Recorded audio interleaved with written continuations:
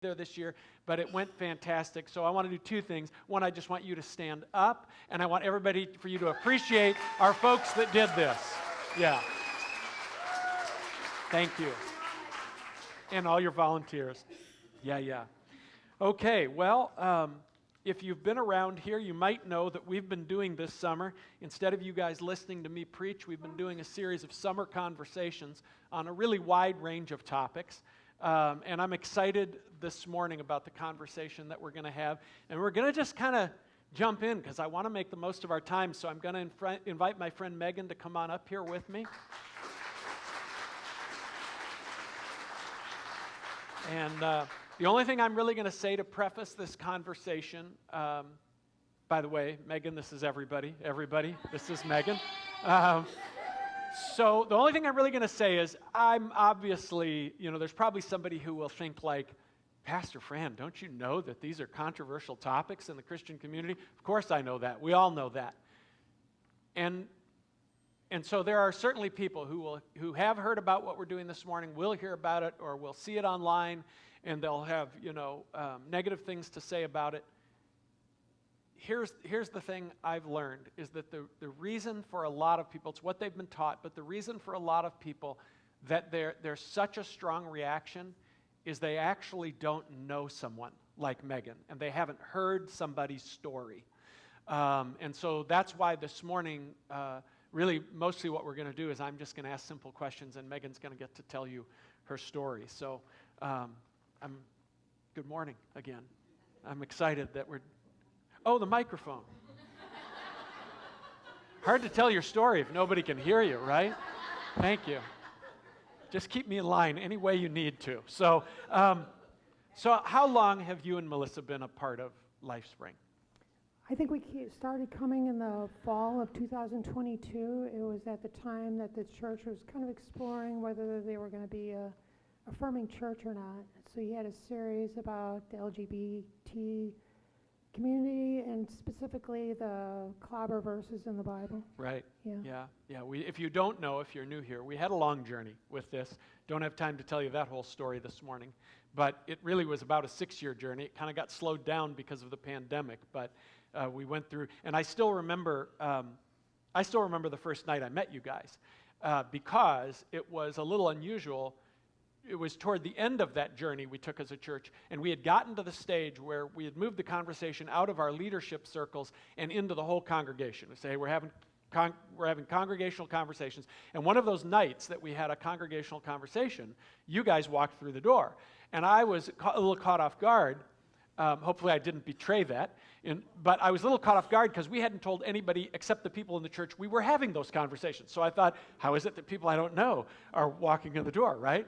And we were a little smaller too then, so I knew everybody, like crazy. So anyway, and you guys walked in, and I was just like, oh, hi, come on in. And anyway, we'll get to more of that story down the road. But that timeline is about right, because it's been 3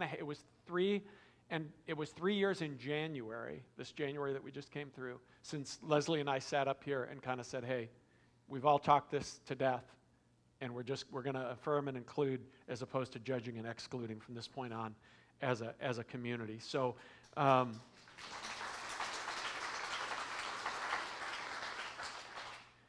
so you've taken a journey that we're going to talk about this morning that most people, I think, still only hear about like on the news or in social media. There's so much conversation about transgender stuff these days, and that's where people are getting their images, their pictures, and they've not really had an actual relationship with someone who's been down this road. So can I just ask you, like, how long did you know something felt off between kind of your identity and your body? Like, how young were you? And where did it start? I think it all started in grade school, probably kindergarten. That's usually about the age that kids start to develop a sense of gender. And so I was kind of right along with that. But I think the unusual part for me was that the gender that I was supposed to be feeling, I didn't feel it. And it really kind of came more apparent as classroom started to divide up. You know, the girls would go here and the boys would go there, and I felt like I was in the wrong line. And I felt like that pretty much all my life. I'm just like picturing you as a young child. That's so hard to imagine for those of us who never experienced that sense of gender dysphoria. You as a young child thinking like, why am I over here, right? And nobody else would have been thinking that or noticing that or seeing that, and yet you were experiencing that on the inside. So was it more, I mean, I think sometimes when people talk about transgender stuff, they lump it in. I mean, it's a good thing that we put LGBTQ together because this is a group that have been marginalized for a variety of reasons. But they lump it in as sort of a sexual thing. But you're a little kid. That's not a sexual thing. That's just a sense of. So was that like a vague feeling inside you at first? And did you start to sort of put your finger on it more as you got older, or? I think it was just a vague feeling at first, and you know, back in those days, the name didn't even exist, gender dysphoria as a term.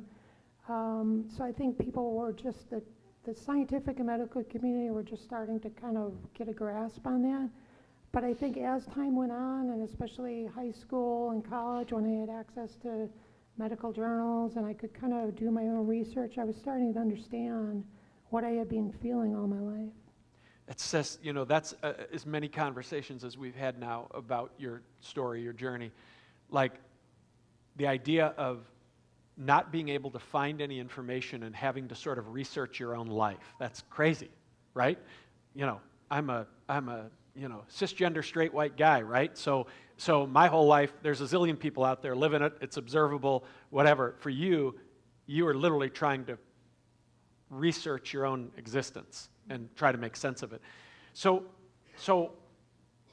how do I ask this? So early grade school, you start to know something's different, something's off, however you would describe that. So how many years did you live with you being aware of this in yourself and nobody else knowing? How many years are we talking in your life? I think it was about 40 years that I was silently suffering with this. We just started this conversation. I feel like this is a moment where I just want to say to all you guys, like, just pause and try to take that in. Just try to take in 40 years of your life that you know something really significant about yourself, which is bound up with all kinds of other struggles and shames that we'll get to, and nobody else knows it, and you can't tell anybody. Again, it's maybe the greatest gift you've given me in our friendship is making me realize how the struggles that you've had, and there's no parallel to them, to most of them in my life, which is the thing I just never understood.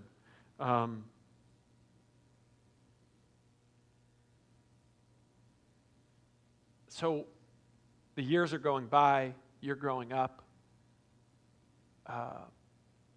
You know this about you and nobody else does. What are the feelings that go with that like, and how are you navigating them? Well, I think, loneliness, isolation, just feeling like I was all alone. Like I said, there was no representation out there. There was no books. There was no age-appropriate material. I had no idea. So I felt like I was literally the only person in the world dealing with this. And I grew up in a church that had very clear gender roles and gender stereotypes to kind of model from. And so I was constantly reminded of that incongruence. So let's talk about that a little bit. Growing up in the experience you were having, but doing that very much in a church ethos, in a church-going family. What kind of church did you grow up in? Because there's all kinds of churches, right? Yeah, I grew up in a fundamentalist Baptist church, and if anybody knows what that is, it's a high control religion. Everything is very black and white. You know, we know exactly who's in and who's out. A lot of rules. You know, we couldn't go see movies. It didn't matter if it was a G-rated movie. You know, it was all about the appearance. We have to avoid the appearance of evil. I mean, there's all kinds of things that it was, like I said, strictly controlled. So it was very, there was not any kind of gray. It was black and white. Yeah, and so Linda and I have a background in our adult life. We grew up Roman Catholic, but in our adult life, in churches, much like that. And there's a lot of conversations that never happen because conversations, we usually talk about things a lot because we are sorting out the gray, right? So if you kind of are in this mentality that says there's no gray, there's a lot of conversations that never happen about a million things because you just say, well, there's nothing to talk about. We know what the answer is. It's this or it's, Mm-hmm. So, and we talked about this before that, when you were in those growing up years, even your teenage years, early adult years, it's not like now. Now all kinds of, and part of that's the political landscape. There's all kinds of conversation about transgender stuff, right? But there wasn't when you were in that place. But I know enough about the kind of church you grew up in to know that the male-female delineation had all kinds of markers, how people acted, how people dressed, that it was very clear, I don't know, does that make sense? Yeah, I brought that up, that there was, I didn't feel like I fit in the group that I was supposed to be in. I was very uncomfortable, so it was kind of getting back to the silent suffering and the fact that I couldn't tell anybody in the church that I went to, people that said they loved me. I couldn't talk to these people about this, and so I left that church with a gift of shame that kind of lasted probably up until a little while ago. It caused religious trauma. So I think some of us, and it's been too late in my life, some of us are just really coming to terms with the amount of shame that our moralistic sort of versions of Christianity, our high control versions of Christianity, have dumped on people. And it's sad. It seems like when I read the Gospels, Jesus is trying to free people from shame. And yet we come along, we turn Jesus into a religion that dumps shame on people. And so, I guess that's what I guess you talked about this. Do you want to say anything else about like how the Christian sort of, because you took a lot of your adult journey before you really, which we're going to get to, before you really began to make some big decisions about what to do, right? And by that point, you were very aware of sort of the Christian community's perspective on these things. People were probably starting to talk about it more.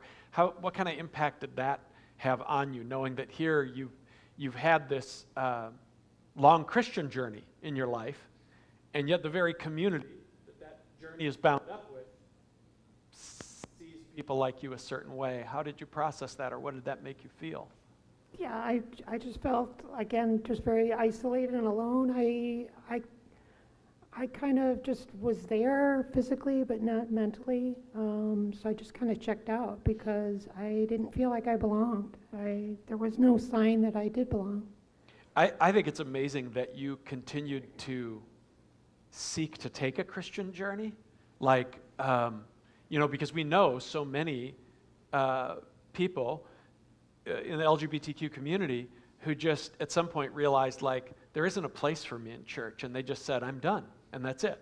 And yet, it just amazes me that you continued to say, no, I think there's something to this God thing, and I'm still going to try to figure out how in fact, when you and I first had coffee, I came home. I don't know if Linda remembers this. I came home, and I told her who I was meeting for coffee, and she's like, how was your conversation? I said, it was really, really good. I was sort of blown away by the conference because I was hearing your story for the first time. And then I said to her something like, and she knows all the theologians I read. Like that, like I was blown away. I'm like, you're one of the most theologically well-read people in this church community, if I can say that. And I was not prepared for that. And maybe that was just a prejudice on my part, but it was like, I would bring up, I would say, well, that's kind of like the thought of this, or you would mention somebody, and I'd be like, oh, you know who that is? So boy, doesn't that tell you, like, don't judge a book by its cover, right? You don't know what people are thinking, reading, how smart they are, what they've learned, the experiences they've had, but we all, right? Our moms were telling us that when we were 5. Don't judge a book by its cover, but it takes us a long time to learn. So eventually, you came to the place where you felt like something had to give, something had to change. What brought you to that place? I think, there's a lot of people that transition later in life, like I did, where we talk about, kind of a bell going off. We've repressed it all our lives, and then for whatever reason, we just can't do it anymore. For me, I started to become kind of a workaholic. I was working for a narcissist boss. I think that kind of, started things, and I think it was just, I got to a point where I just didn't want to be on the earth anymore. I just wanted to leave. And at that point, I looked for a mental health therapist. So which just makes me sad to hear, like that, especially as a person who has not understood journeys like yours and not given space for journeys like yours, to think that all that silent suffering for decades literally brought you to a place where you looked at life and said, I'm not sure I want to do this anymore. And so then you found a therapist. So just talk about kind of what the process was of beginning to say, like, okay, I've got to do something. Yeah. What did you do? I was with that particular therapist for about 8 months. I was seeing her about every 2 weeks. It was pretty intense. And I think we work basically or mostly on just anxiety and depression. I just wanted to kind of clear the forest before I started to do anything with the gender identity component of it.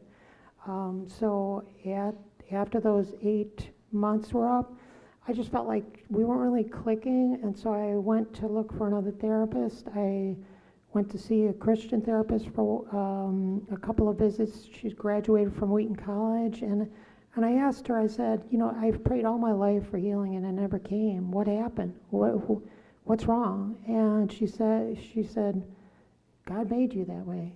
And hearing that just lifted about 30 years of shame off my shoulders.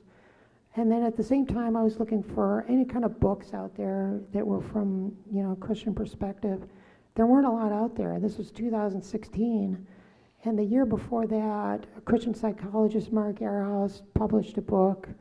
And that, again, the message that I heard from him, the same thing was, this isn't something you did wrong. This isn't something that, you're not broken.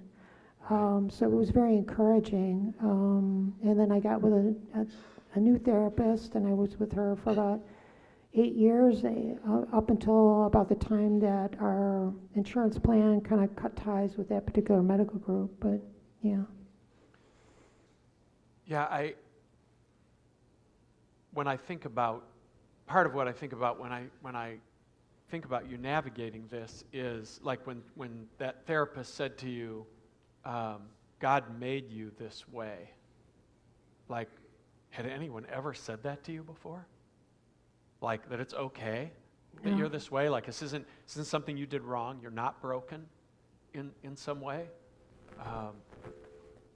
It makes me think about, it's not the same, but there's a parallel with like what our friends in the gay community have experienced, because we had, in the probably from the late 60s up through the late 90s, so 40 years, we had the gay conversion therapy movement and Exodus International, and what people, that's a question. Along the way, did you ask God to heal you of this? Yeah, I was constantly doing that, and it never came. And I just thought, well, maybe I just wasn't doing things right. I wasn't keeping all the rules of that fundamentalist church. But, with the experience that I've heard from other people that have been in kind of more even on fire for God than I was, like I've got a friend who graduated from Dallas Theological Seminary who transitioned. I mean, if anybody's aware of what that, Dallas is a very conservative seminary. So Right. you have a friend who's a Dallas graduate that transitioned. Yeah, and so even somebody like that who was so immersed in, even the studying Greek and all that, she still didn't see a way out other than transitioning. Right. Surely she was doing everything, right? Yeah, That would make God want to, and that even goes to a deeper root of like a problem in our Christianity, is that we kind of say like God wants to do all these things for you, but there's 100 things you have to do right in order for this totally gracious God to be willing to act on your behalf, right? And so it's like, it's unconditional love, except that it's not unconditional love, right? And so, but what I was going to say about the parallel with so many, literally hundreds of thousands of people went through gay conversion therapy because they were told, if you ask God to heal you, and you do the counseling, and you do the Bible study, and you go to the special Exodus International seminars, you will be changed. God will change you. And after 40 years, that movement crashed and burned. And after it did, all the people who led it all those years basically fessed up and said, yeah, nobody really got changed. In fact, most of the leaders said, I never got changed. And so I have this conversation all the time with regard to gay folks, with Christian friends who are very unaccepting, where I say, where they say, this is what people like to say to me in conversations. Well, don't you think God can change people? Well, sure, God can part the Red Sea.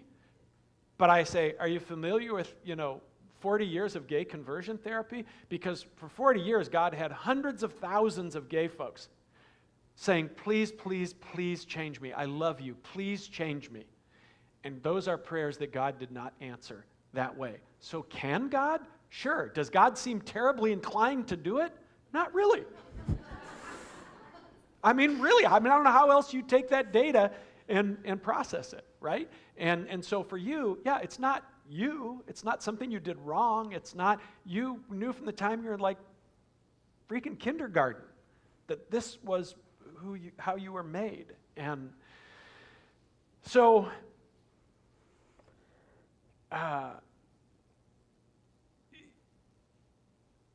one of the things a lot of people don't understand, I didn't understand, is that people who have gender dysphoria and feel they need to do something about it, they don't all do the same something about it, right? Some people just change their appearance in some ways, or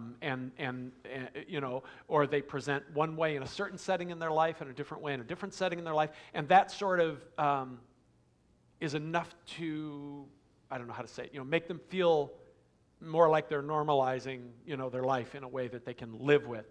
And other people do more, and if I can say it this way, you've sort of taken the whole journey, and which is amazing to me, which is brave to me. And I don't know, you, as I said to you before, only talk about what you want to talk about, but, emotionally, physically, relationally, what has that been like to take that journey? How have you taken that journey? Well, I think, a lot of times when people talk about transitioning or transition, it's not really clear what that actually defines. So you can kind of think of that, of all those things fitting into 3 different buckets. There's the social, medical, and legal. And so first would be social, would be just a different hairstyle, different clothes, something that is easily reversible and just eases that dysphoria a little bit. Yeah. And then there's the legal part. So there's the legal name change, and then go to get the driver's license changed, birth certificate changed. In the state of Illinois, the legal name change, at least the time that I did that, I had to pay for and publish 2 small ads in the Daily Herald, 2 different weeks, that basically told the world that I was changing my name. Why I had to do that, I have no idea, but I didn't even think anybody read the paper anymore. Yeah, right. Nobody reads the paper anymore. Yeah. There's a long history of that public notice stuff with legal Yeah, stuff, but it does seem odd that for this, Right, you would need to do that. yeah. But- So that's the legal part, and then the medical is kind of self-explanatory. It's, HRT or hormone replacement therapy, and then surgeries. Yeah. And then kind of explain the process. I think sometimes the disinformation is out there is that, kids are getting taken out of school and they come home a different gender or something like that. Just to kind of explain the whole process of what that's like. There was typically about a 6 to 8 month time between the time that I asked for a consultation with a surgeon to the time that I actually got it. After that consultation, there was probably another 6 to 12 month wait from the consultation to the time of surgery. In between there, depending on the type of surgery, I had to at least get one, if not two different letters from two different therapists that basically said, this person is suffering from gender dysphoria. They know exactly what is involved here. They understand the complications, the risks. And then for whatever reason, if the time from that letter goes beyond a year, I've got to start over again. I've got to go get new letters and get that over done. The other thing is if there's any kind of complication, if I had like a fever the day before surgery and it was canceled, I'd have to go back into the back of the line and start all over again. So it was, emotionally, it was kind of terrifying because I never knew, A, how long it was going to take, and B, whether it was actually going to happen. I had this last situation where I had called to check up on a referral, and the woman on the phone said, the referral has been denied. This is like 5 days before the surgery. And what had happened was the nurse that denied it had pulled a quote from the University of Chicago that had pediatric in their quote. So it was at the time that University of Chicago decided to discontinue all pediatric gender-affirming care. Well, this particular nurse happened to delete pediatric, and it came out as University of Chicago is ending all gender-affirming care for all patients. Out of her own personal bias, she changed a quote to say that the University of Chicago was saying something about your surgery that it wasn't saying. Right. And so I had to immediately get with my primary care physician to get another referral request and then have that rushed through and processed in time for surgery. And I think with some of this stuff, when people think about, because it's obviously politically, it's a hot topic, right? Trans stuff in general, trans surgeries. And people have this impression that with some of these surgeries, like, everybody's just out there willy-nilly doing this stuff. And you're like, yeah, if it were only that easy, right? It's not like that. And then, and you hinted at this, but let's just put the spotlight on it for a second.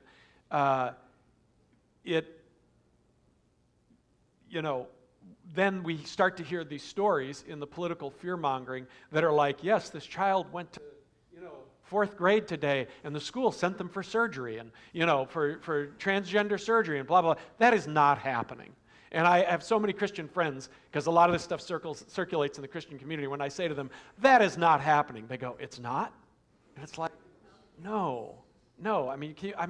Imagine all the trouble so many people would be in, right? Mm-hmm. It's just, but that is kind of what we're suffering from. So one of the things that I wanted to talk about before we go any further is just a lot of times what people don't think about, and this is true for all kinds of people that we would say are part of the LGBTQ community, is the losses that people experience when they decide to take these journeys. So can you tell us a little bit about the losses you have experienced along the way? I think before I talk about the losses, in terms of the transitioning, that's really the medically recommended way to take care of this gender dysphoria that I was suffering from. And as I said, the transitioning is a lot of different things to a lot of different people. So I'm not saying that everybody has to do exactly what I did. Right. But for me, as I was going through this process, starting in 2016, each little step kind of, took that gauge from 100 down to 0. And so by, October of last year, it was pretty much Zero. It was, Because sometimes what we hear is we hear the stories, and again, some of it's fear-mongering. We hear the stories about, oh, everybody who does this regrets it. That is not your story at all. Mm-hmm. Like you, for the first time in your life, well, I don't want to put words in your mouth. You finish the sentence. For the first time in my life. I just felt free of that. I think one of the descriptions that people might understand is how persistent it is I am at the age now where I've got tinnitus, the ringing in the ears. And so the first thing that I am aware of every morning is the ringing in the ears, and then pretty much when I go to bed at night, I hear that, and I'm hearing it right now. And so that's how persistent, consistent that feeling of gender dysphoria is. Right, It's always there, yeah. always there, Right. but not now for Right. you. Yeah. Which makes me really happy, if I can just say it that way, that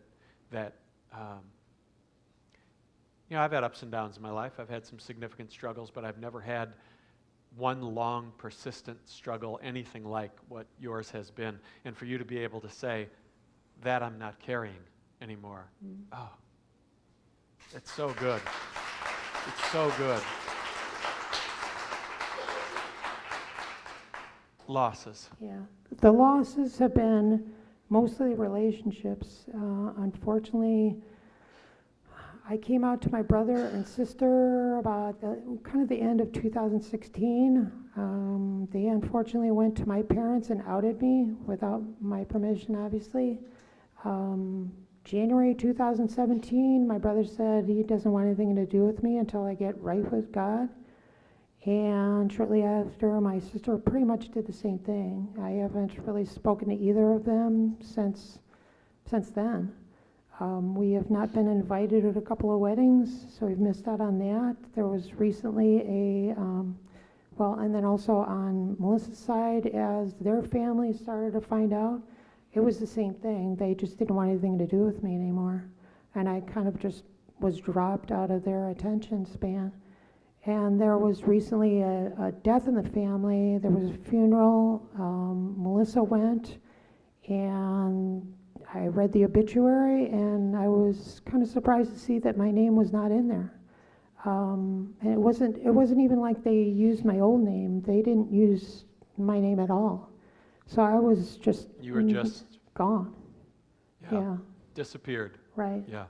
And so friends from my old church, I haven't heard from them. Even the neighbors. I have a neighbor that's very conservative, Christian. He used to wave as I would drive by. Now I kind of get a scowl from him. I had a neighbor that's kind of like Wilson on Home Improvement, kind of yells across the fence. I remember Wilson. I haven't heard from him for several years, many years. So even that, the relationships are either they're awkward or they just don't accept me. I don't know. It's probably some of each, and Yeah. more one for some people and more something else for other Right. people. But I sometimes, Linda's and my story. We grew up Catholic, but we spent our late teens to early 30s in very, very, I don't really like using the whole conservative progressive paradigm, but sometimes it's descriptive, just very conservative, fundamental evangelical, in our case, charismatic type churches. And I sometimes now look back and I think, because I'm like you, I'm well-read. I get the church landscape. You and I could talk all day long about different kinds of churches, different theologies, how they developed, and, but mostly people are in churches and they just think this is the one version, right? They don't know the landscape. But I look back and I think, how is it that we have cultivated so much faith in which kindness is not a primary virtue? That just blows me away, and I was guilty of it. I bought into that kind of faith, and it was, God is here, and He's got His rules, and He's judging these people, and He's judging these people, and then you read the New Testament, and even guys like Paul, who were total jerks in the beginning, go on and on about like kindness, and let everything you do be seasoned with kindness, and we see Jesus, and Jesus is like, I always say Jesus has it's not that Jesus doesn't talk about right and wrong sometimes, but he's got judgment in his back pocket and relationship in his front pocket. And he's approaching everybody. He wants to know what's happened with them and how they got where they are and how can he bring healing and grace. And when he says to people, your sins are forgiven, what he's really saying is God is not looking to destroy you. That's what he's saying. And yet we develop this thing, and you know, you guys, your losses with your families, a lot of that was fueled by this same Christian ethos, you know, because it's the church that has told us who God is against, you know. I remember somewhere in my maybe late 40s, early 50s, having this great revelation that what if God isn't actually fundamentally against anybody? What if God is for everybody? If God is for us, Paul says, who would it matter that anyone is against us?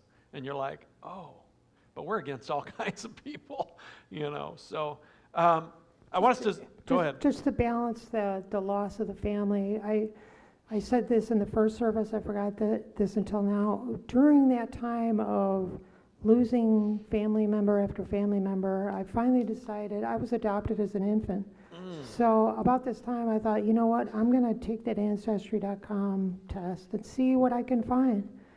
And so with a little bit of help from one particular cousin that I connected with, I happened to find my family. And I've got some great, you know, half-sisters that fully accept me as Megan. So that was kind of the positive part of that. You kind of lost a family and found a family. Yeah.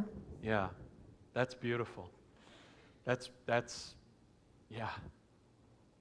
I sometimes wish I hadn't had such a hard journey of accepting certain people. Like sometimes I see people, even in our church community, who just, from the day they walk in here, they just have always seemed to be those people who just accept everybody. And I think, man, I had to go way around the block to get to that place, you know?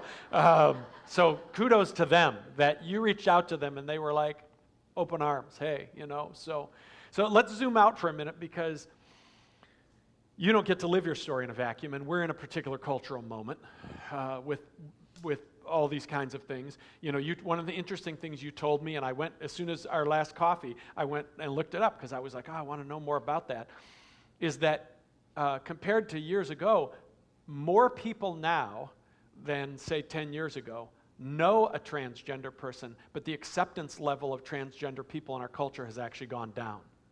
And I don't know what all the factors are of that. Some of that is probably the political culture war thing that's being waged.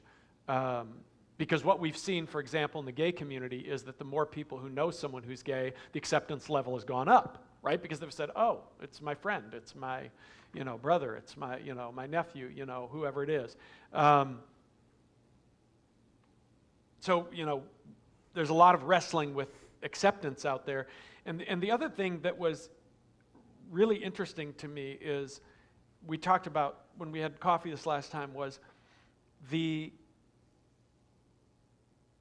most of us know this if we pay any attention to the news, and if you don't, God bless you. You probably have a more peaceful life than some of us. But if you pay attention to the news, you probably know that this particular political climate, the far-right politics at this point in the current administration, are doing everything they can to try to make it so that no young person ever comes in contact, for example, with any piece of literature that would ever talk about the fact that there are gay people or that there are people with gender dysphoria. And I've been aware of that, and probably like most people, I'm like, yeah, you know, there's got to be some room for parental discernment and blah, blah, blah, blah. I get all that. But the thing you told me that really, I mean, it hit me like a ton of bricks, was you talked about when you were a child and a young person, and there wasn't one thing out there at that point about anybody like you, and you thought you were the only one. And if I don't know how your head works, if I had been you, I would have thought, what the hell is wrong with me? That I'm like the only person on the planet who seems to have this struggle. And it changed my perspective, because if you're a young person and you're having this struggle, one thing you need to know, however you end up navigating that journey, is you are not the only person on the planet who's ever had this struggle. And yet, here we are in a climate where we're saying we're not going to let any kids know. That's our goal. They're never going to pull it off. But that's the goal, is like we want all kids to have no information. And that conversation with you was the first time where I went, okay, something is really wrong with that. I get it that there's nuanced pieces of the conversation about what kids get exposed to when and all that kind of stuff, but I just thought, but the something that's wrong with that was your experience. Yeah. I don't know if you want to say anything about that, but No, I think that's pretty much it. I don't know the status of the bill, but there is a bill at the federal level that will prohibit any schools having any kind of lesson plan with the word gender dysphoria. They would lose their funding. So they're very serious about trying to strike that out of any kind of curriculum. yeah. And that is, forgive me for saying it, that's a big thing this administration's doing, is if you don't take our particular position in the culture war, we will take your state's funding away for whatever it is, for education or for this or for that, which is a new experience in America, where we're saying, if you don't buy this particular cultural ideology, we're gonna punish you from Washington, kind of. But there's a ton of that going on, and not just on topics like this, on a lot of topics. One thing I just wanted to say, which is just, and you've heard me say it, I've said it to you privately, I said it during the first service, and I'll say it again, is I'm so grateful for our friendship and for the conversations we've had, because all it took for me, I was probably where a lot of Christians are with the question of transgender folks. And after we met you and Melissa, I still don't remember whether I said to you, let's have coffee, or you said to me, let's have coffee, but we had coffee. And for me, the motivation was I wanted to hear your story. Because over the years, one thing God's done in me is he's made me realize I don't know everything. And we had a long coffee, and you told me your story, and that literally was all it took for me to get my head on straight about this. I just needed to realize what someone's experience actually has been. And I walked away from that coffee saying, I've been wrong about this, and I'm done being wrong about it. And I'm grateful to you, because that's a gift that you gave to me. And yeah. So what has we're in a particular moment, what has the last year or two looked like for trans people in our country? It's not been very friendly. I happened to kind of see a friend of mine who right now is in Spain with her family. She shared a Facebook memory from a year ago with her family standing in the airport at Philadelphia with 17 pieces of luggage that were basically everything that they owned from their apartment, and they were heading to a new country that they thought was really a new land of opportunity. The United States was no longer home to them. I know another family, the same thing, they moved to Valencia. I've got a friend who happened to live down in Boys Town, which is a big LGBT community in Chicago, a very safe area, but she was able to get transferred to the Madrid office of her company, and so she's out of harm's way, I guess you could say. I've got another family that moved to New Zealand. I've got a friend who sold her condo in Scottsdale, Arizona, and is now teaching English in Vietnam. You know, they're going to those kind of steps to just get away from here. Right. Currently, there was recently a case where a transgender man in Florida was fired. He started a case with the EEOC, the Equal Employment Opportunity Agency with the government. They told him by phone and by email that they were no longer going to handle his case, even though the Supreme Court decided in 2022 that you can't fire anybody for being gay or transgender. The government is basically saying, well, the law is there, but they're just not going to enforce it. Right. Yeah, so that's. And I don't know what the current status is. I know that, I don't know if it was a year ago or 2 years ago, Iowa changed its laws so that people could be, they could be denied housing and jobs based on being transgender, under the law. Not only that, but they they removed the protection for transgender people, and then they went to the extent of passing a law that no cities within Iowa could reverse that decision. So it's like they locked it So up. a city couldn't say, yeah, but within our confines, Right. we're not going to do that. Yeah. They said, no, you have to do that. Yeah. And I mean, when we start getting down to, that's the thing, like, I don't know if anybody noticed on my little summer conversations graphic we've had up there every week, there's a little sign on the car door that you can't read. I put that on there this week. And you know what, if you could look really close, you know what it says? It says, "We the people" means everyone. Because when we start saying we can take away people's right to housing, we can take away people's right to employment, people can be fired for these kinds of things, I think that's where we're in a lot of danger as a democracy, as a country, and I feel like we're kind of on the verge of that. So if someone was sitting here today and they're 15 years old and they're like where you were at 15 and they're silently suffering, and carrying this, and they're terrified of saying it out loud about their own life, what would you want them to hear from this church? I think that, you don't have to be afraid of us. This is a home that's accepting, that this is not going to be a place where you can build up years and years of shame for who you are.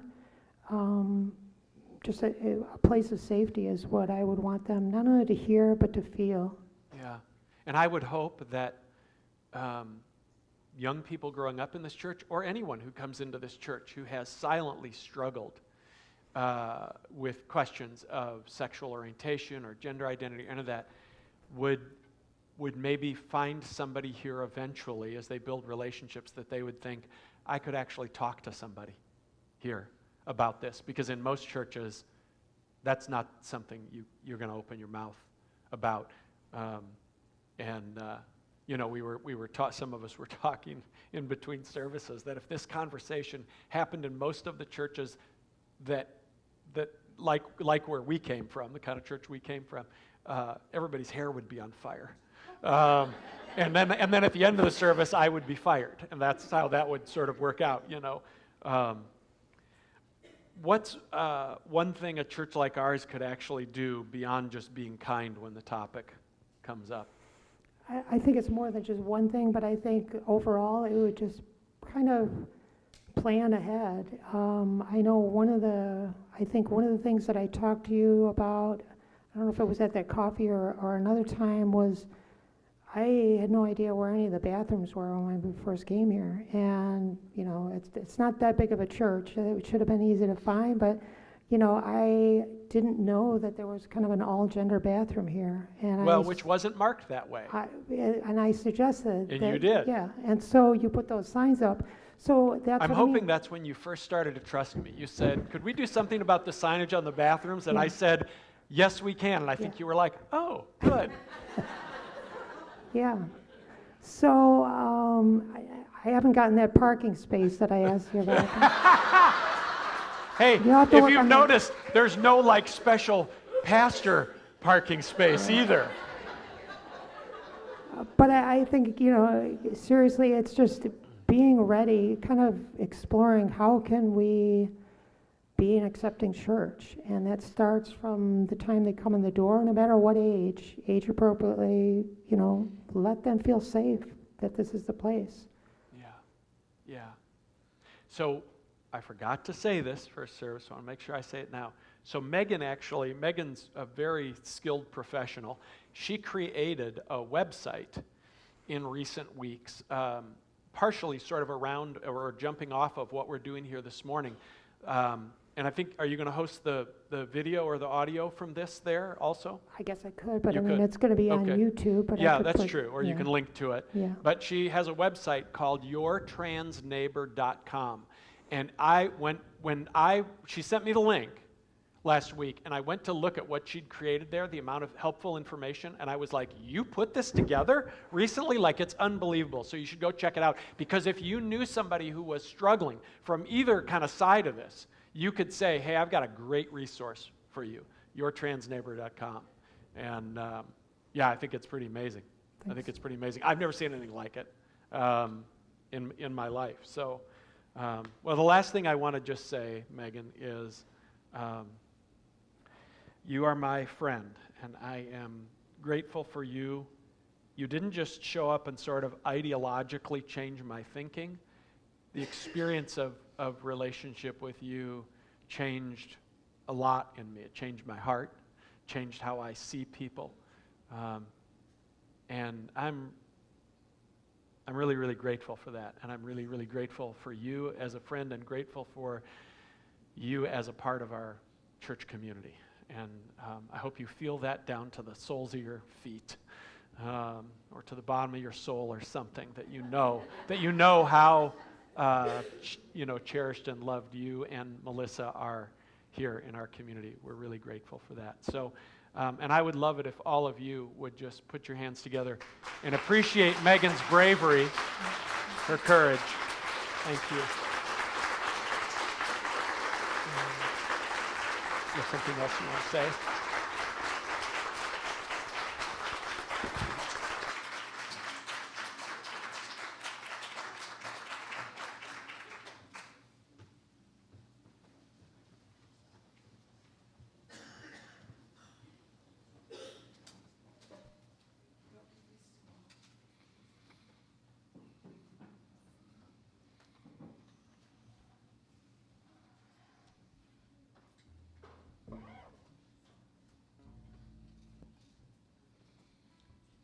If you're able, please stand and join us for worship.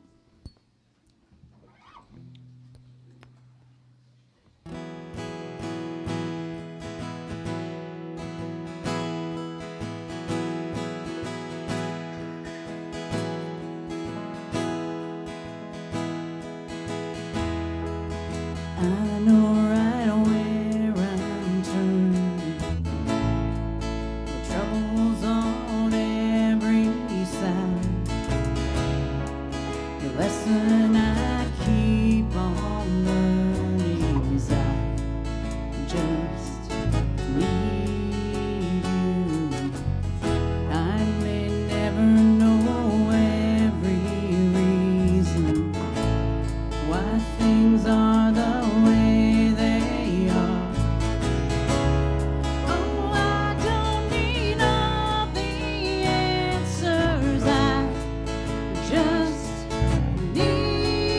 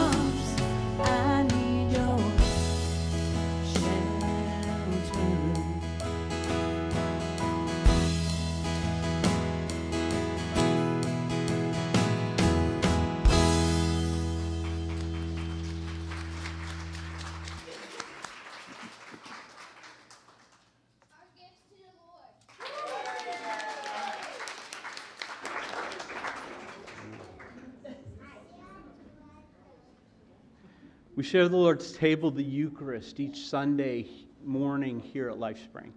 If you're new here this morning and your heart is open, you are welcome to join us. The Lord be with you. And also with you. Lift up your hearts. We lift them up to the Lord our God. Let us give thanks to the Lord our God. From our hearts we give him thanks and praise.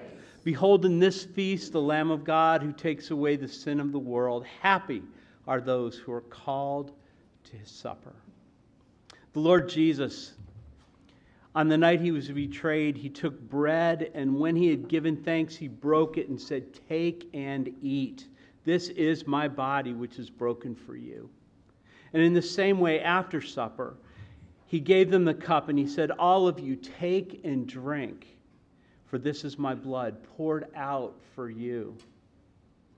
Eternal God, maker of the skies above, humble Christ, born into the earth below, Spirit of life who blows through the whole creation, mystery of all mysteries, Son behind all sons, soul behind all souls, where we have not been aware of you and not seen you in those around us, forgive us and open our eyes.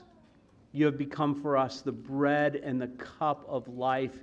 And this morning we celebrate the mystery of your life dwelling in us. Friends, we're invited to a new table where our shared meal, our new way, is not power or hatred or fear, but instead mercy and goodness and love. And so we cry out together, "Worthy is the Lamb who was slain. By your broken body and shed blood, love has triumphed, exposing our foolishness and awaking us to life. From every tribe and tongue and people and nation, you have called us out of darkness into your joy of your light. Come, O bread of life, as we receive you to heal us, to set us free, and make us new." So come, you who love God and you who want to love him more. You who have much faith and you who have little, you who have been here often and you who have not. To all who are hungry and thirsty, the Spirit and the bride say, "Come."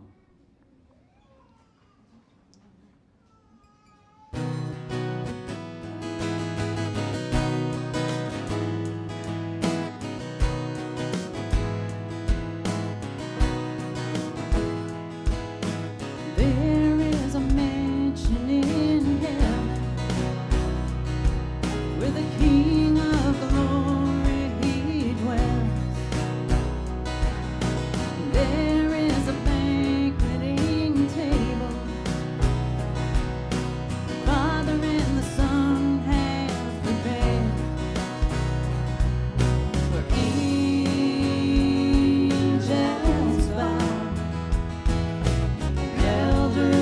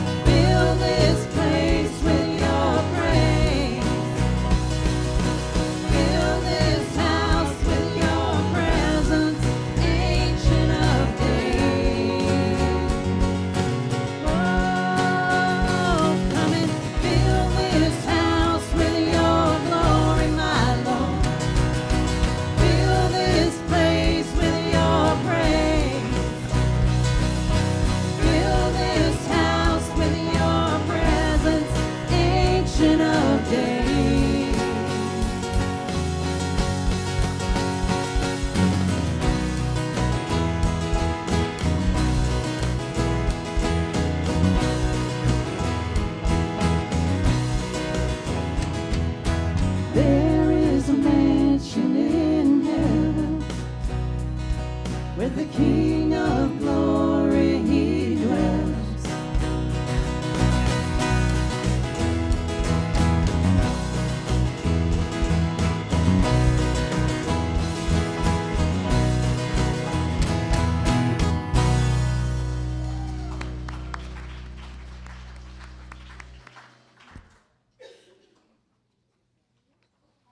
We have one more song this morning if you'd join us.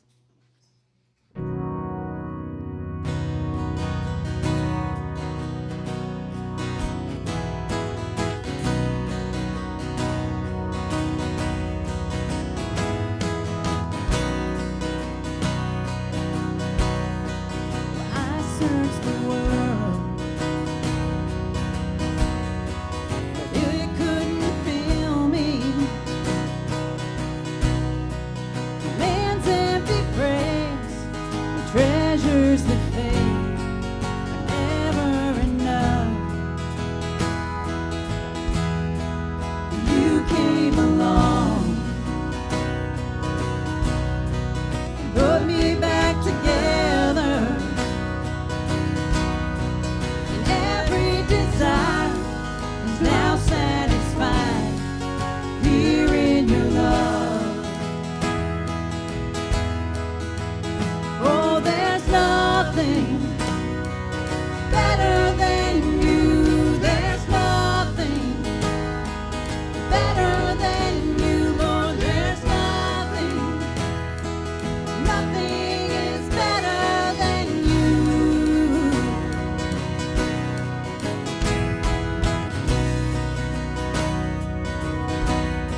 Well, I'm not afraid to show you my weakness, my failures and flaws. Lord, you've seen them all, and you still call me friend. 'Cause the God of the mountain is the God of the valley. And there's not a place your mercy and grace won't find me again. Oh, there's nothing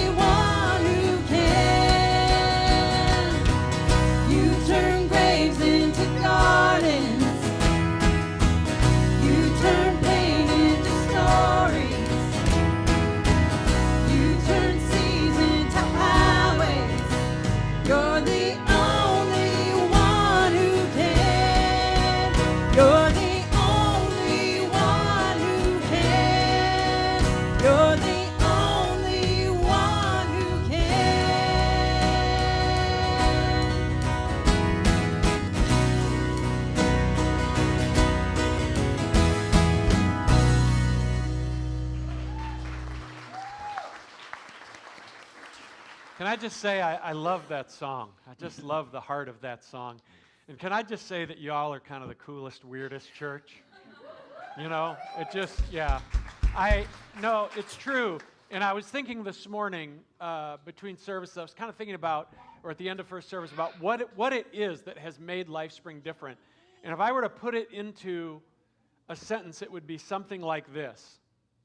What we figured out is that whatever we thought the love of God was, it's actually bigger than that.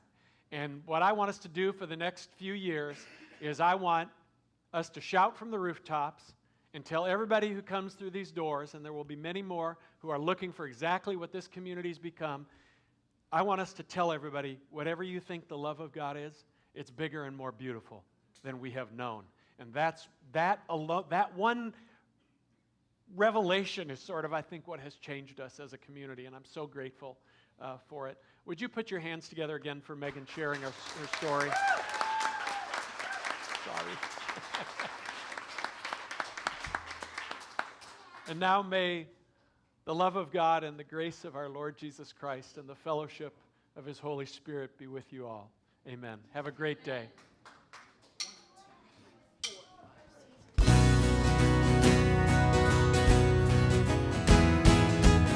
You can